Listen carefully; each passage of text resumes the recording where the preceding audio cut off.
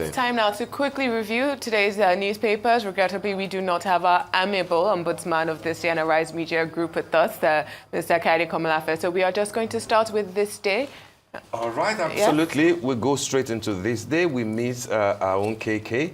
But the lead story here says, history as Kemi Badenoch becomes first black woman to lead UK's Conservative Party.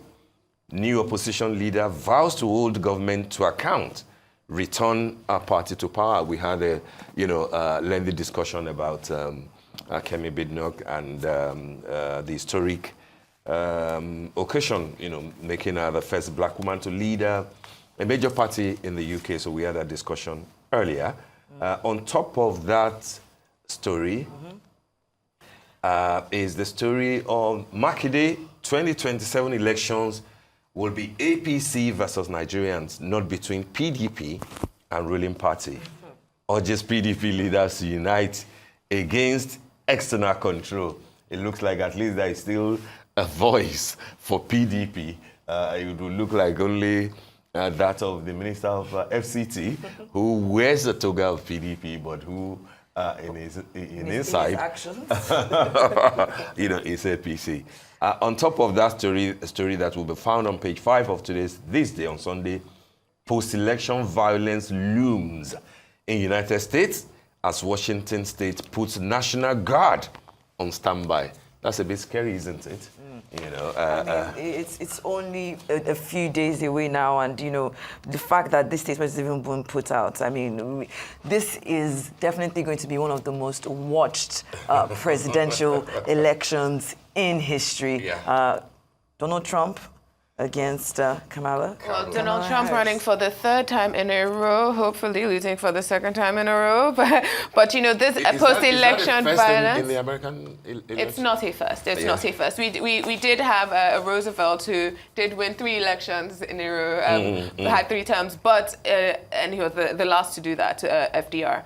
But in terms of post-election violence looming, we have seen ballots being set on fire. And we've seen violence in the past. We've seen some trending videos of people fighting, even at the ballot box itself. America is the oldest democracy in the world. It's definitely frightening to see it go in any direction that is violent or uncertain.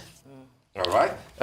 On the window there, Lopobiri FG deploying drones to tackle oil theft, seeks support for additional 1 million barrel per day target, says Nigeria ready to host $5 billion Africa Energy Bank.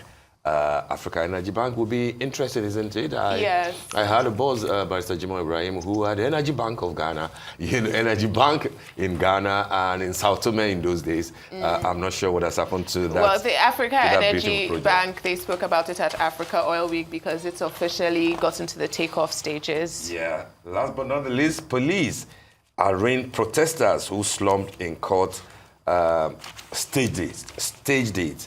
That's the police saying that all those small boys falling down and everything, that it was staged. The lack of empathy in our leadership is absolutely shocking.